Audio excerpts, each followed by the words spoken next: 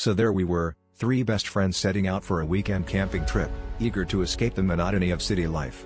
Our first clue that things might not go as planned was when Dave, responsible for packing the tent, sheepishly admitted he'd grabbed the wrong box. Instead of a tent, we found ourselves staring at a pile of brightly colored metal springs and fabric. The instructions read like a manual for assembling a trampoline. "Well," said Jess with a shrug, "can't let a small mix-up dampen our spirits." With an air of adventurous defiance, we decided to build the trampoline and camp under the stars. As night fell, the sounds of the forest were punctuated by our gleeful giggles as we bounced under the moonlight. Morning came, and we realized we were miles off course. But hey, bouncing back to civilization was surprisingly efficient. As we sprang our way past bemused hikers, Dave quipped, "Guess we're just taking the leap of